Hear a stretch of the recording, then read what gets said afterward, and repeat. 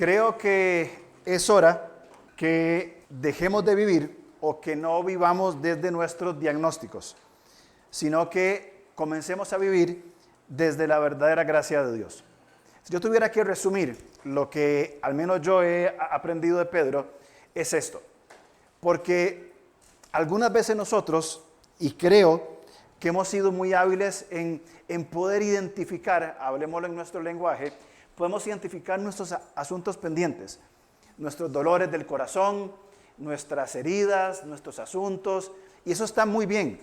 De hecho, es algo muy importante y es un gran primer paso. Hablando con algunas personas, me he encontrado con el mensaje, con un mismo mensaje, de decir, sí, yo sé que yo estoy viviendo de esta manera, haciendo esto otro, tengo que trabajarlo, pero, y ahí es donde viene el pero. Y en esa reflexión yo creo que junto con la lectura de Pedro y también con la segunda carta de Pedro, es muy importante que nosotros comencemos a replantearnos cómo respondemos, porque como dije, ya hemos identificado nosotros cuáles son nuestros dolores, probablemente. Si nos sentáramos a tomar un café y comenzáramos a hablar de nuestros asuntos pendientes, nuestros dolores, nuestras heridas, nuestros temas, probablemente los sabríamos expresar de una muy buena manera. Ahora, el punto es, ¿qué estoy haciendo yo al respecto? ¿Cómo estoy yo respondiendo a esto que ya yo identifiqué? Ahora, esta idea no es que lo trabajamos una vez y ya se acabó, como si fuera una medicina para el dolor de cabeza, sino que es una permanencia en una sana tensión, en una buena dependencia de Dios y sabiendo que hay un asunto importante en nuestra vida, pero que lo estoy sabiendo manejar en Cristo y que no estoy necesariamente respondiendo desde esta idea. Ahora, vamos a leer Pedro, los últimos versículos, Primera de Pedro 5, 12 al 14, y ya finalizaremos hoy con Primera de Pedro, para continuar el próximo domingo con Segunda de Pedro.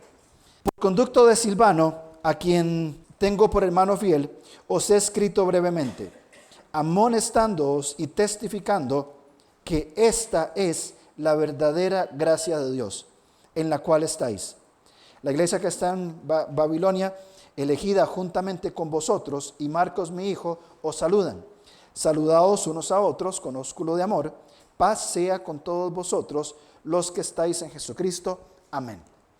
Probablemente, así como Pablo usó a Tercio como un amanuense, como un secretario, como un escritor, Pedro usa a Silvano. Silvano escribe la carta, probablemente Pedro está desde Roma, y vale que lo aclara, ¿verdad? Les escribí brevemente, o sea, espérense que llegue, ¿verdad? Para hablar persona a persona. Pero Pedro dice, les escribí muy corto por medio de Silvano, esta breve idea. Y hay dos verbos muy importantes, amonestar y testificar. Pero eso los vamos a ver en la segunda parte, porque me quiero centrar en esta expresión que me cautivó y que he estado reflexionando mucho, cuando Pedro dice, hermanos, esta es la verdadera gracia de Dios. Es como un cierre, como que acabó, como una gran conclusión. Esta es la verdadera gracia de Dios. Me pregunto, ¿qué es la verdadera gracia de Dios? Y evidentemente lo que hemos estado estudiando acá en la epístola de Pedro. Muy bien, si hablamos de la verdadera gracia de Dios, ¿podría haber una falsa gracia de Dios? Yo creo que sí. ¿A qué me refiero? Cuando nosotros leemos, por ejemplo, 1 Corintios 8:4, Pablo va a decir, los ídolos nada son. ¿Cierto? Los ídolos no son nada. Pero, de cierto modo, son algo. Porque hay gente que lo sigue o no. ¿Un ídolo tiene poder? No. ¿Un ídolo es capaz de hacer algo? No. Un ídolo puede salvar, no puede hacer nada. Isaías claramente lo ha dicho. Tienen ojos y no ven, tienen orejas y no oyen, tienen pies y no caminan. Pero cuando un montón de personas comienzan a seguir una falsa creencia, aunque es falsa, es algo. Hoy tenemos iglesias, tenemos ideologías que nada son, que se presentan como la verdadera gracia de Dios. Se presentan como prosperidad, como dinero, como cristianismo sin Cristo, se presentan como becerros de oro, nada son. Bien, En la Biblia tenemos algunos ejemplos de esto. Por ejemplo, los Gálatas estaban siguiendo otro evangelio, capítulo 1 de Gálatas. Pablo dice, hermanos, estoy maravillado que tan pronto os hayáis alejado siguiendo otro evangelio. No lo que yo prediqué. Entonces, ustedes están perdidos. Otro evangelio nada es. Pero cuando alguien lo sigue es un gran problema. Los colosenses estaban en busca de un conocimiento supremo. Un conocimiento supremo desde el punto de vista de los gnósticos, nada es. Nada es. Pero entonces se convierte en algo que es algo común dentro de la congregación, aunque no es nada. Entonces, cuando yo comienzo a pensar y a reflexionar, si Pedro aquí explica, esta es la verdadera gracia de Dios, contundente, creo yo que podría haber, y aquí quizás estoy usando un poco más la imaginación, pero podría ser que algunos de los destinatarios de la carta de Pedro estuvieran siguiendo algunas ideas falsas.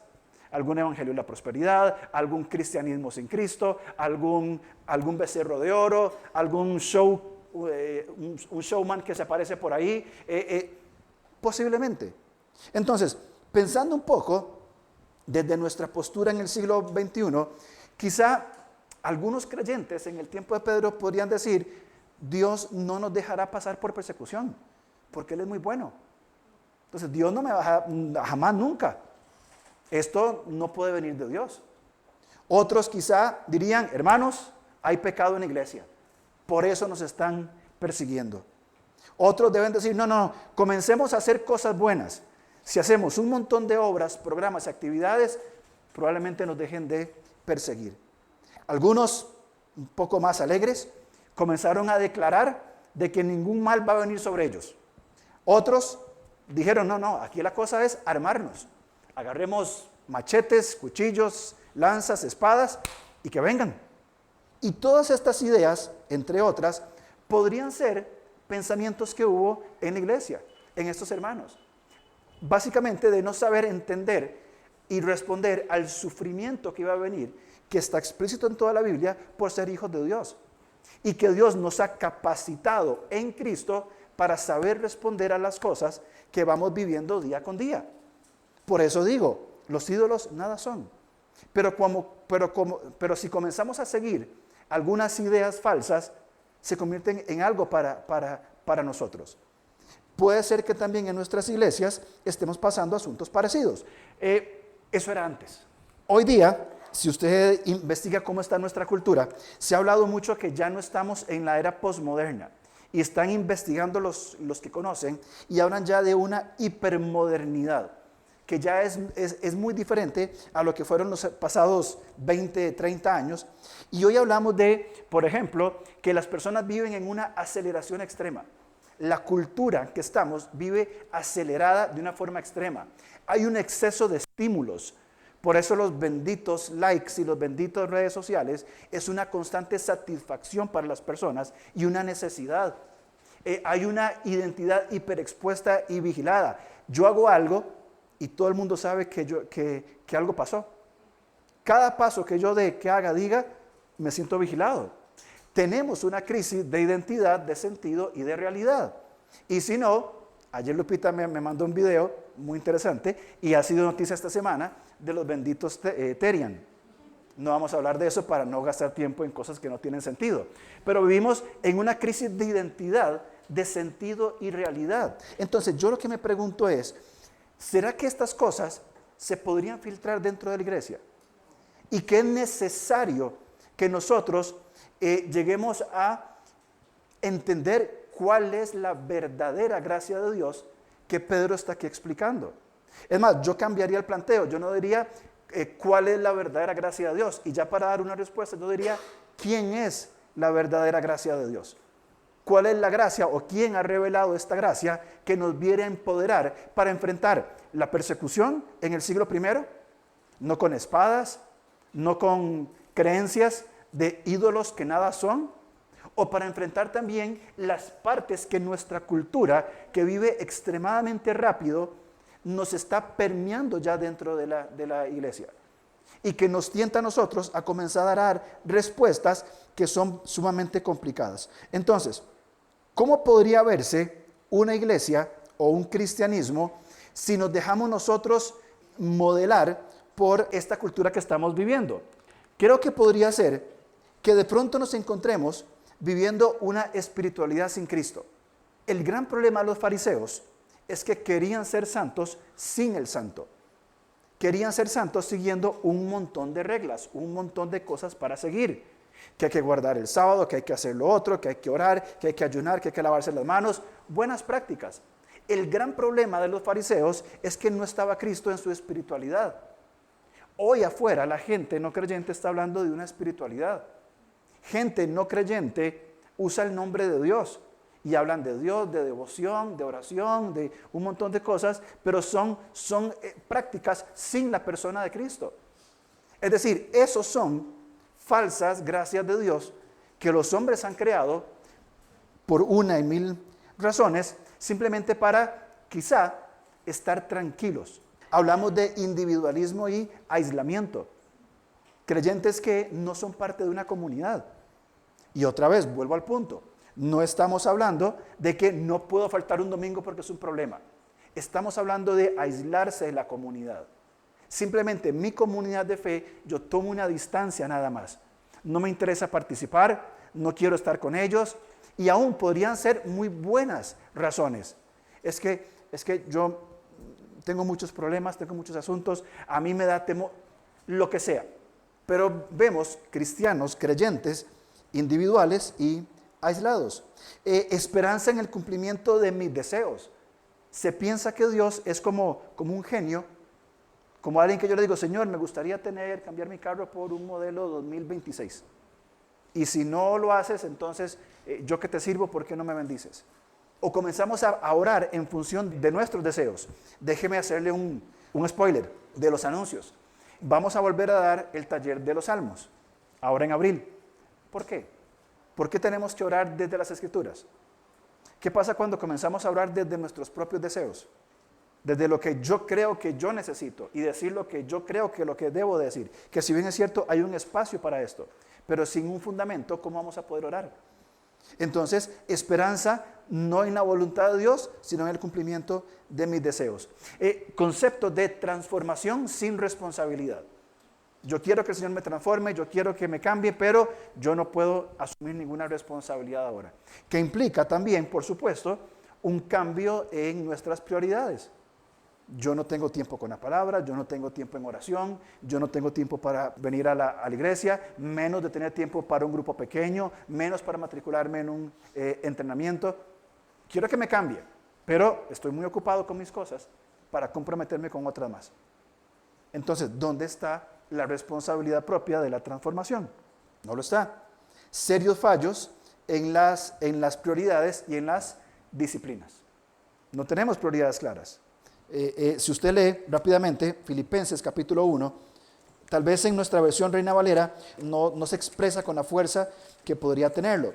Pero Pablo va a hablar por los filipenses de una manera sumamente importante. Fíjense conmigo, Filipenses 1, dice en el versículo 1:8, porque Dios es testigo de cómo os amo a todos vosotros en el entrañable amor de Cristo. Y esto pido en oración, que vuestro amor abunde aún más en ciencia y en todo conocimiento. Que ustedes puedan crecer, que el amor que tienen por el Señor se manifieste por medio del conocimiento. ¿Para qué? Propósito. Para que aprobéis lo mejor. Esta palabra, aprobar lo mejor, o esta expresión, aprobar lo mejor, otras versiones usan la palabra aquilatar. Esta palabra aquilatar tiene que ver con un claro entendimiento de poner las prioridades en orden, de ver qué es lo que va primero y qué es lo que va segundo, y tenerlo muy claro.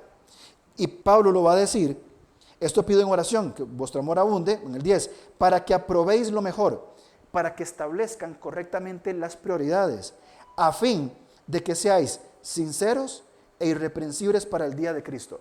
Cuando hablamos de sinceros e irreprensibles, creo que son palabras que nosotros conocemos y que debería ser una oración nuestra. Señor, ayúdame a caminar con sinceridad en este mundo. Señor, quiero ser una persona irreprensible, que yo pueda dar un buen testimonio, que nadie tenga nada que decir de mí. Pero hay dos cosas antes de la sinceridad y de la irreprensibilidad. Dos cosas. Uno, es una oración. Entonces, ¿cuánto tiempo nosotros asumimos la responsabilidad de orar por nuestra transformación? Y segundo, es un orden de responsabilidades, de prioridades. Pablo dice, oro por ustedes, hermanos, para que el amor que ustedes tienen por el Señor y ese conocimiento que tengan de Él se transforme en que sepamos poner bien nuestras prioridades, en orden, claro, bien establecido, para que después de haber puesto en orden nuestras prioridades, entonces, para que puedan vivir de una manera sincera e irreprensible. Entonces yo me cuestiono a mí mismo, ¿qué tan claro tengo yo mis prioridades? ¿Qué tanto oro yo por mis prioridades? ¿Cuáles son mis prioridades? ¿Cómo las ejecuto? ¿Cómo estoy organizando mi vida alrededor de Jesús? Para saber que entonces estoy caminando de una forma ordenada, dependiente, ¿en qué? En la verdadera gracia de Dios. Hermanos, yo no sé si me doy a entender. Hay muchos movimientos, iglesias, ideología, teología popular, donde esto es cristianismo. Y esto no está bien. Por eso esta imagen, esta podría ser cristianismo para alguien. Esto podría significar Cristo para alguien, pero no lo es. Por eso Pedro dice, entiendan cuál es la verdadera gracia de Dios. Vamos, antes de terminar esta primera parte, vamos a Juan, capítulo 1, el texto que le oré yo. ¿Por qué? Porque tenemos que entender que la verdadera gracia de Dios es la revelación de Jesucristo. Esa es la verdadera gracia de Dios, donde Cristo es revelado. Entonces, vamos a ver, si yo me vengo para esta imagen de un cristianismo popular, cristianismo sin Cristo, Biblias obsoletas, becerros de oro, prosperidades, espectáculos, finanzas, ¿esto es Jesucristo? No, no es Jesucristo. Pero estamos permeados por esos pensamientos. Por eso Pedro entonces exhorta diciendo, hermanos, vean, todo el sufrimiento que ustedes están pasando tiene que ver con la verdadera gracia de Dios que se ha revelado en Jesucristo. En nuestra versión Reina Valera dice después, en el versículo 12, en el 12, testificando que esta es la verdadera gracia de Dios, en la cual estáis. La mayoría de otras versiones dice, en la cual deben estar firmes. ¿En qué tenemos que estar firmes? En las disciplinas que hacemos. Firmes en cuanto a las prácticas. Firmes en cuanto al venir todos los domingos. Firmes a cantar. Firmes en la persona de Cristo. En Él es quien tenemos que estar nosotros parados, descansados, energizados y desde nuestra permanencia en Cristo, en la verdadera gracia de Dios, comenzar entonces a vivir nosotros. Vamos a Juan, capítulo 1, versículo 14. Y solamente voy a hacer una mención y en la segunda parte vamos a verlo con detalle. Fíjense en 1.14. Vamos a leer de un poquito más de atrás, desde el versículo 6. Hubo un hombre enviado de Dios, el cual se llamaba Juan, hablando del Bautista. Este vino por testimonio, para que diese testimonio de la luz, a fin de que todos creyesen por él. Juan, el evangelista, el apóstol, el escritor, va a decir, Juan el Bautista no era la luz, sino para que diese testimonio de la luz. Es decir, cualquiera que siguiera a Juan el Bautista, pensando que Juan el Bautista era el Mesías, era la luz, iba a construir una falsa gracia. Es decir, este es el Bautista, ok, pongamos los ojos en él. Y aunque Juan, por palabras de Jesús, fue el mayor profeta que caminó por esta tierra, él no era la luz. Pero ¿qué pasa si alguien comenzaba a poner los ojos en la persona de Juan, en el ministerio de Juan, en el bautismo de Juan, diciendo, es Juan, es Juan, es Juan? Iba a construir una falsa gracia, una falsa esperanza, y al final nada de su transformación iba a pasar. Pero cuando Juan entiende cuál es su rol, quién es él, que simplemente es una voz que clama en el desierto, alguien que no es ni digno de desatar el calzado de quien viene detrás de él y ocupa su lugar de permanencia en Cristo, ¿en qué se convierte? En un útil instrumento transformado y de testimonio de la gracia de Dios, de la verdadera gracia de Dios. Porque Juan, ¿qué dijo? No soy yo, es él.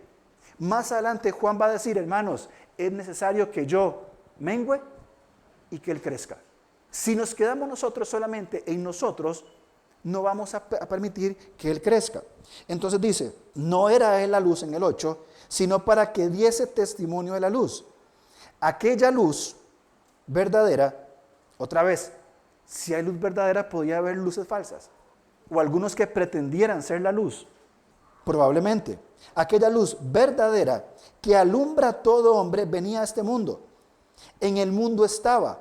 Y el mundo por él fue hecho, pero el mundo no le conoció, el mundo le rechazó. 11. A lo suyo vino, y los suyos no le recibieron. La humanidad no le recibió. Mas a todos los que le recibieron, a los que creen fe, a los que creen en su nombre, les dio potestad, derecho, autoridad, ¿de qué? De ser hechos hijos de Dios. ¿Y qué significa ser hecho hijo de Dios? Que mi identidad es ahora ser un hijo de Dios. ¿Por qué? Por la obra de la verdadera gracia de Dios, por la obra de la verdadera luz, no por lo que yo puedo hacer. Cuando yo sigo persistiendo en mí mismo, en mis habilidades, en mis fuerzas, en mis propias capacidades, solamente voy a seguir algo que no es verdadero, algo subjetivo, algo acomodado a mis deseos y necesidades. Pero cuando yo procuro alinearme y decir, Señor, yo no soy nada, soy una voz que clama en el desierto, yo no soy la luz. Señor, yo tengo estas debilidades, tengo estos asuntos que tratar. Señor, yo te necesito. Y nos rendimos, nos humillamos en esa gracia, estamos acercándonos a permanecer en Cristo. Entonces, podemos tratar toda nuestra vida desde la verdadera gracia de Dios, que es la persona de Jesús. Tenemos este derecho o esta autoridad dada por Dios por medio de la adopción. Somos adoptados hijos de Dios por su gracia. Dice, los cuales en el 13 no son engendrados de sangre ni de voluntad de carne, ni de voluntad de varón, sino de Dios. Y aquel verbo, que ya Leo explicó, fue hecho carne y habitó, tabernaculizó, estuvo con nosotros. Dios no espera que un día simplemente nosotros nos muramos y nos vayamos al cielo.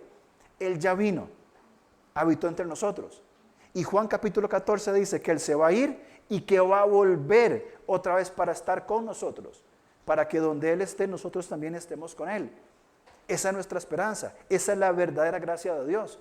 Y luego dice, habitó entre nosotros, vimos su gloria, gloria como del unigénito Hijo del Padre. Y luego Juan va a escoger dos palabras maravillosas, que nos vamos a centrar en ellas en la segunda parte.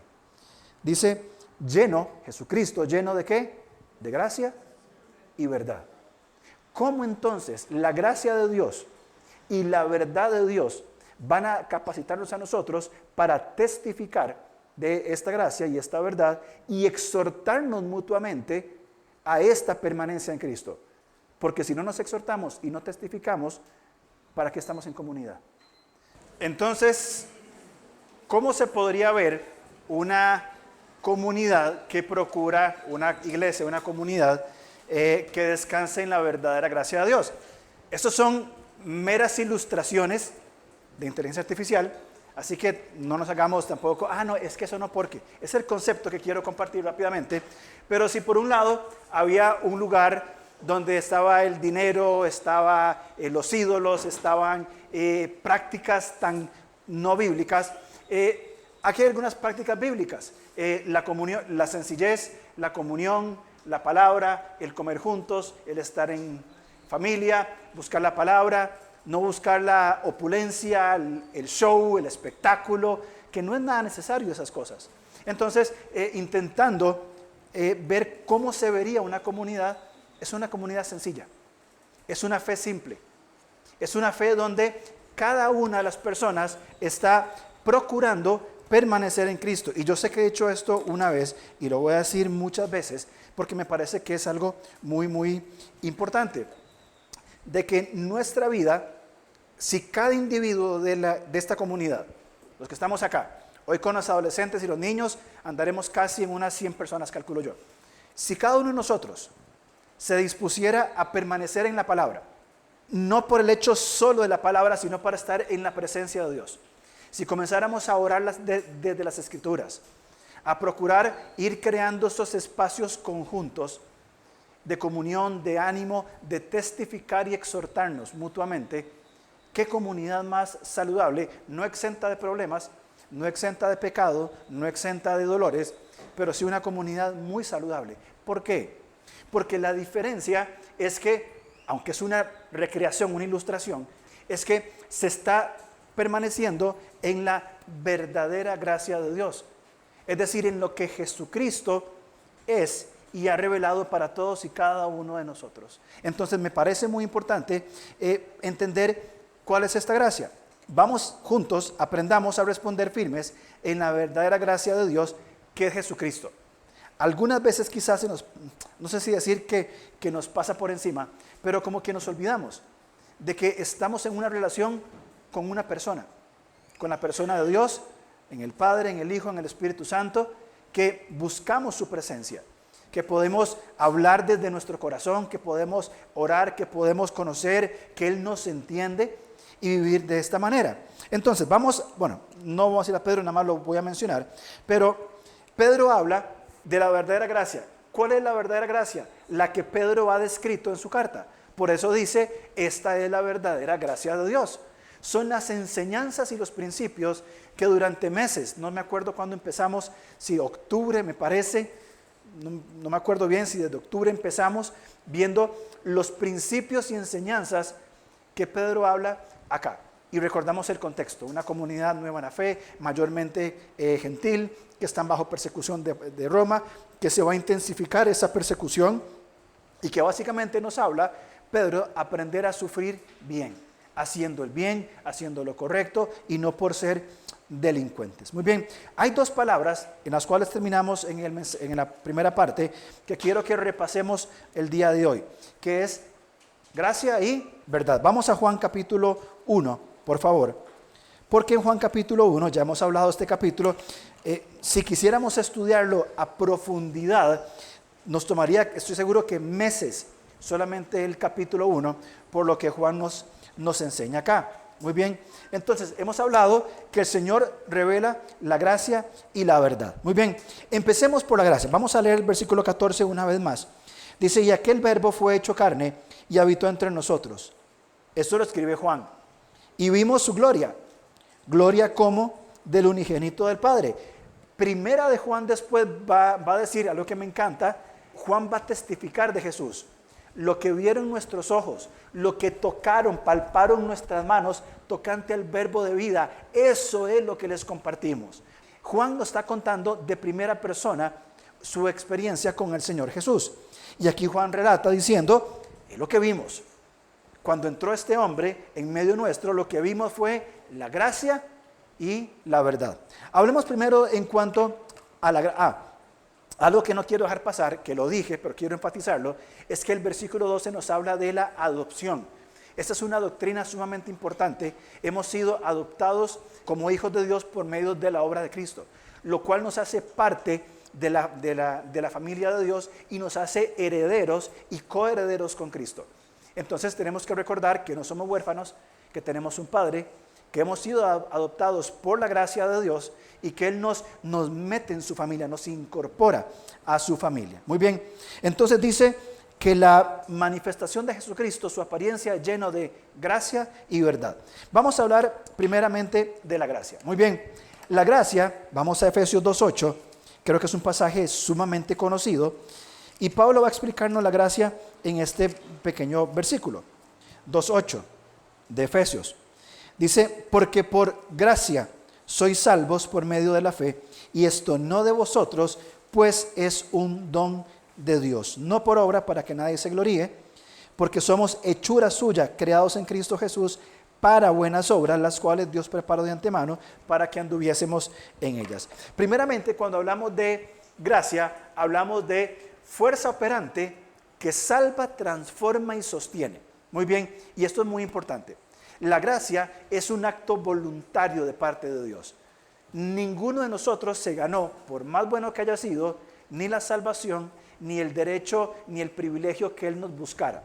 Él desde su gracia, por eso Juan 1:1, Génesis 1:1, en el principio Dios decidió crearnos a imagen y semejanza suya para estar con nosotros. Eso es gracia. ¿Tenía Dios que hacerlo? ¿Estaba obligado a hacerlo? Por supuesto que no. ¿Hubo alguna fuerza que se lo impuso? Tampoco. De su voluntad nos crea, nos coloca en este gran templo que estamos viviendo y desde ahí nos dice, yo los voy a adoptar por medio de la redención. Señor, ¿y por qué? O como dicen los salmos, Señor, ¿quién es el hombre para que te acuerdes de él? Señor, ¿por qué a nosotros? ¿Por qué me has escogido a mí? Y si quisiéramos ser más particulares todavía, Señor, a mí. Hay muchos mejores que yo. ¿Por qué a mí?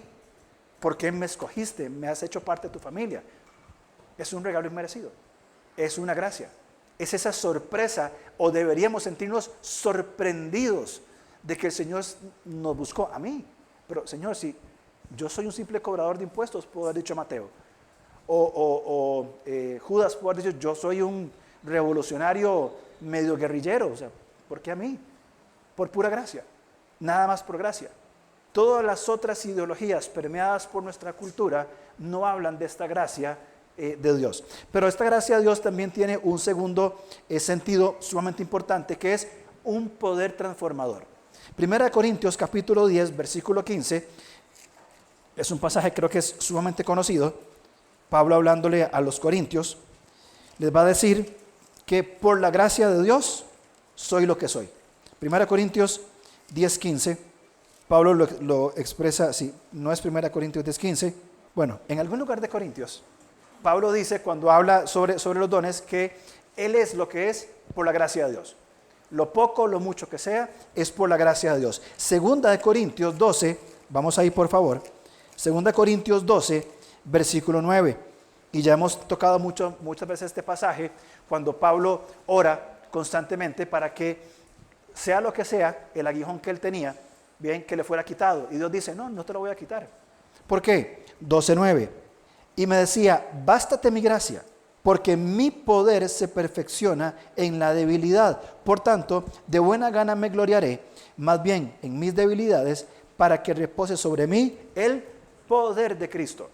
Poder que en Efesios Pablo expresa diciéndolo como el poder que levantó a Jesús de los muertos.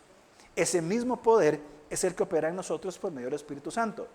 Entonces, cuando hablamos de la gracia de Dios, de la verdadera gracia de Dios, tenemos que entender dos elementos indispensables. Uno, es un favor inmerecido. Yo no merezco, yo no me he ganado que Dios siquiera me mire.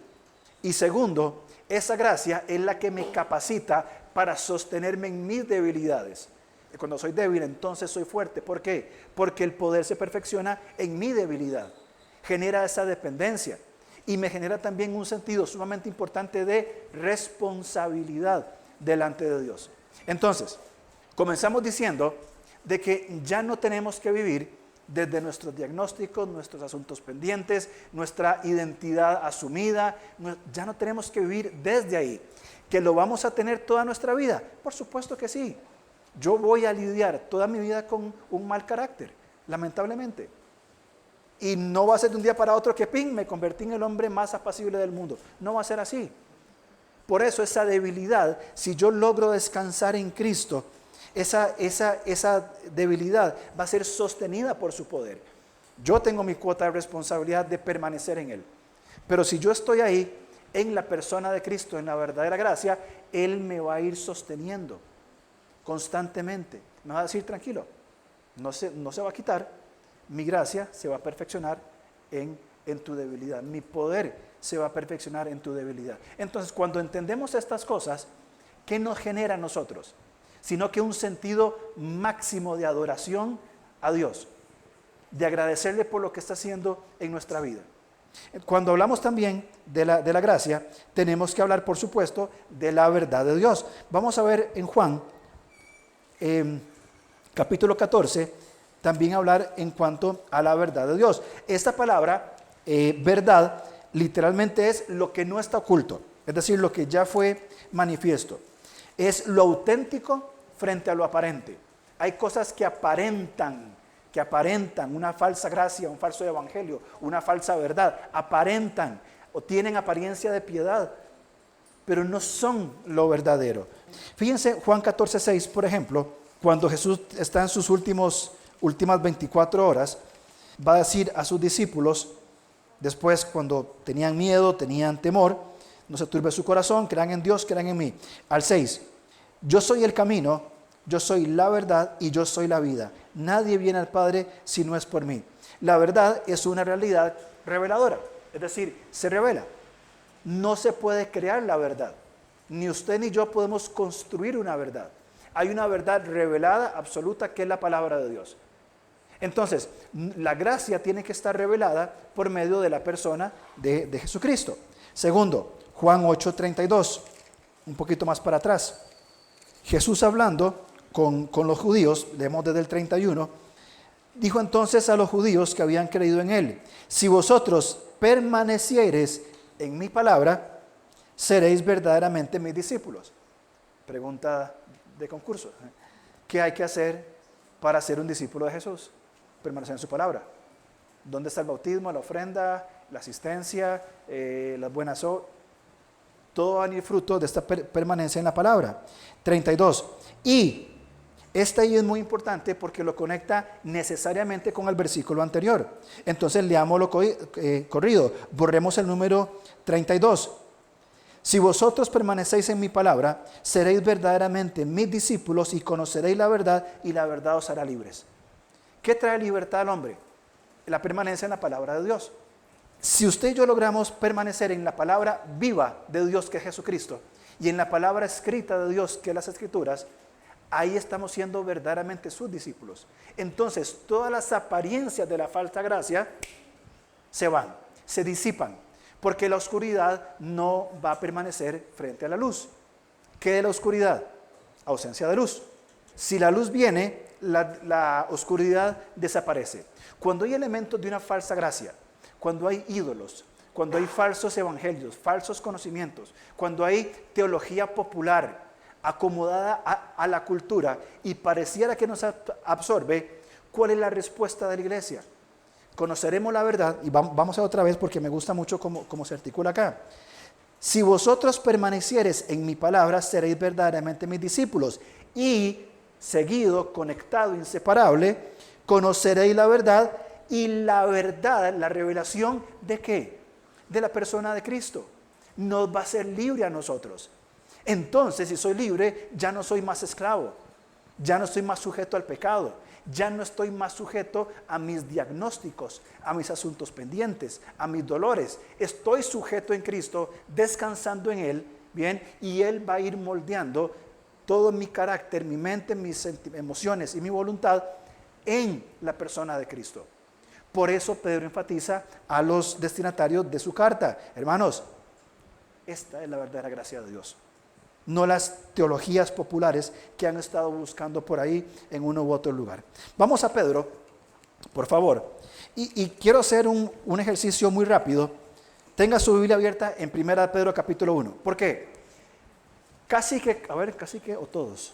Todos. En cada capítulo de 1 Pedro vamos a encontrar una mención específica de Cristo. Entonces, ¿qué es lo que quiero hacer? Quiero que vayamos, que intentemos recordar los mensajes que hemos escuchado, no sé cuánta cantidad de mensajes, la temática de Pedro, lo que hemos hablado, y que leamos estos textos seguidos. No voy a explicar ningún versículo, solamente los quiero leer seguidos para que entendamos que la verdadera gracia de Dios es revelada en la persona de Cristo. Pedro en cada capítulo, en cada tema fue diciendo, sí, van a hacer esto y esto, pero acuérdense que Cristo es esto y esto. Sin esta verdadera gracia revelada y entendida por nosotros, y nosotros descansando en Él, permaneciendo en su palabra, siendo sus discípulos, no va a suceder ningún descanso en nuestra vida. Entonces, aquí están los versículos. Yo los voy a leer para ustedes, pueden irlos buscando, pero me parece que es un muy buen ejercicio. 1 Pedro 1, 19 al 21. Sino con la sangre preciosa de Cristo, como de un cordero sin mancha y sin contaminación, ya destinado desde antes de la fundación del mundo, pero manifestado en los postreros tiempos y por amor de vosotros, y mediante el cual creéis en Dios, quien le resucitó de los muertos y le ha dado gloria, para que vuestra fe y esperanza sean en Dios. Él nos salva. Capítulo 2, versículo 4. acercándoos a Él, piedra viva, desechada ciertamente por los hombres, mas para Dios escogida y preciosa. Dios, Él nos fundamenta, es nuestro sostén. Capítulo 3, 18 al 20. Porque también Cristo padeció una sola vez por los pecados, el justo por los injustos, para llevarnos a Dios, siendo a la verdad muerto en la carne, pero vivificado en espíritu, en el cual también fue y predicó a los espíritus encarcelados, los que en otro tiempo desobedecieron, cuando una vez esperada la paciencia de Dios en los días de Noé, mientras se preparaba el arca, en la cual pocas personas, es decir, 8, fueron salvadas por agua. Él nos vivifica. Capítulo 4, versículo 13. Si no gozaos por cuanto sois participantes de los padecimientos de Cristo, para que también en la revelación de su gloria os gocéis con gran alegría. Si sois vituperados por el nombre de Cristo, sois bienaventurados, porque el glorioso Espíritu de Dios reposa sobre vosotros. Ciertamente, de parte de ellos, Él es blasfemado, pero por vosotros Él es glorificado. Él nos glorifica. Capítulo 5, versículo 4. Y cuando aparezca el príncipe de los pastores, vosotros recibiréis la corona incorruptible de gloria. Entonces, estos textos simplemente leídos y entendidos en todo lo que hemos hablado durante semanas, meses de Primera de Pedro, nos tienen que llevar a este buen conocimiento o una convicción profunda. Señor, he logrado identificar asuntos de mi identidad asumida, asuntos pendientes, pecados cometidos, que han cometido contra mí, dolores de mi corazón, traumas, experiencias, etc. Y he estado respondiendo de esta manera por mucho tiempo. He estado respondiendo desde mi dolor. Y esto me ha comenzado a generar ciclos adictivos de recurrir al pecado para yo sentirme bien. Y en lugar de sentirme bien, me hacen sentir culpa y carga. No soy verdaderamente libre. Entender que si Cristo Jesús es la verdadera gracia de Dios, que la hemos entendido de esta manera, y permanecemos en Él, podemos comenzar a tener esta relación íntima con el Señor, para que Él nos fortalezca, que Él nos sostenga, de modo que comencemos, ya lo identificamos, sí, pero ahora podemos comenzar a realmente trabajarlo. Primera Pedro capítulo 5, versículo 12. Pablo les dice que por medio de Silvano ha escrito brevemente con dos verbos muy específicos que quiero mencionar: exhortar y testificar. Lamentablemente, exhortar se entiende como regañar. Uy, me exhortó el pastor. Vea que si se porta mal lo van a exhortar. Es un pésimo uso de la palabra exhortar. Cuando hablamos de exhortar, literalmente la palabra significa ponerse al lado y decir. Y no necesariamente implica una recriminación. El exhortar puede ser un ánimo. Vamos, adelante, tienes que seguir. No te dejes caer, yo te ayudo. Ponerse al lado también podría implicar y decir: hermano, yo creo que lo que estás haciendo no está bien, porque claramente estás quebrantando un principio bíblico. Exhortar puede significar ponerse al lado y decir: yo te entiendo porque yo he pasado por ahí. Y me gustaría con la consolación que Dios me ha consolado, también consolarte a vos. Exhortar, más que una acción, es la disposición de ponernos al lado de un hermano para edificar en cualquier dirección. Es esa actitud, disposición, deseo de procurar el bienestar de mi hermano, porque solos no vamos a poder cambiar nosotros.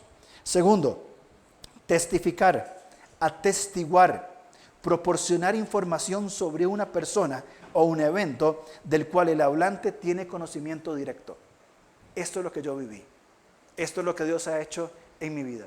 Algunos de nosotros podríamos decir: vea, es que yo no tengo suficiente conocimiento bíblico y yo no sé qué decirle a una persona cuando se me acerca y, ok, no lo sabe, no hay problema. Cuéntele lo que Dios ha hecho en usted.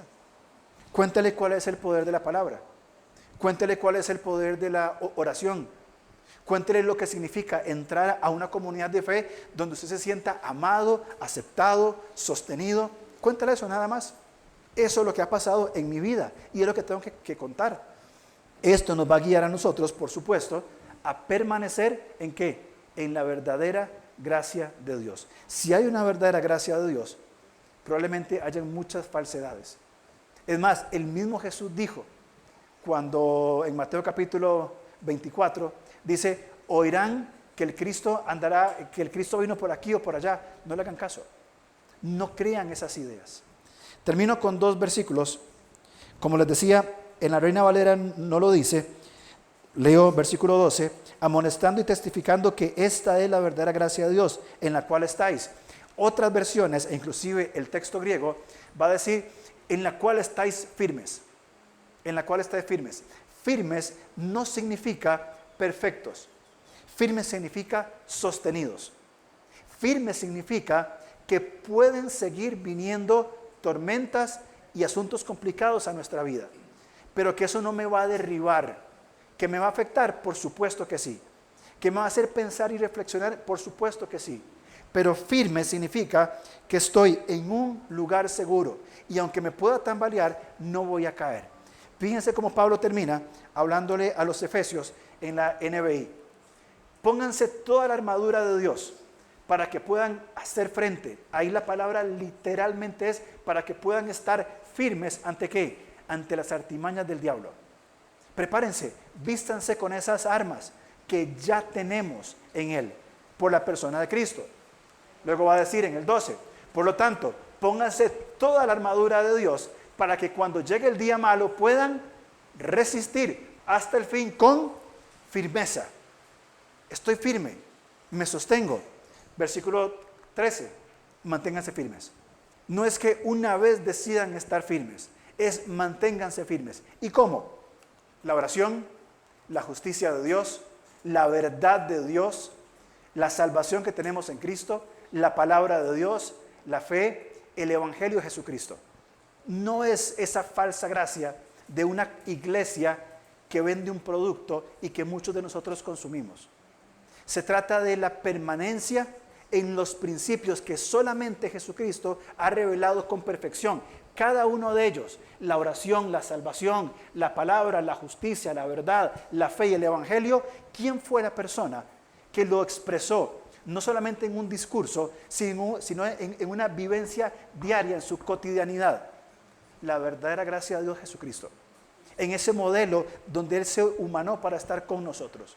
Entonces, terminando primera de Pedro, nos exhortamos mutuamente, nos animamos mutuamente, nos testificamos mutuamente. Hermanos, seamos sabios en que nuestra intimidad con el Señor realmente esté descansando en la verdadera gracia de Dios.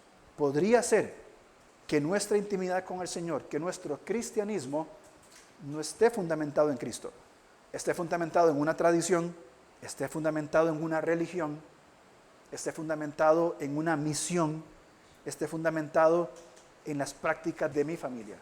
Si eso es así, eso es algo muy peligroso. Tenemos que revisarnos, evaluarnos de si estamos permaneciendo en la verdadera gracia de Dios, y la verdadera gracia de Dios es la revelación de Jesucristo. Padre, en esta mañana queremos darte las gracias por tu palabra, Señor, porque en ella encontramos la verdad absoluta revelada para nosotros como humanidad, Señor, que tú has creado con tu poder y amor, pero que también, Señor, has redimido solamente por gracia. Nada más que gracia, Señor.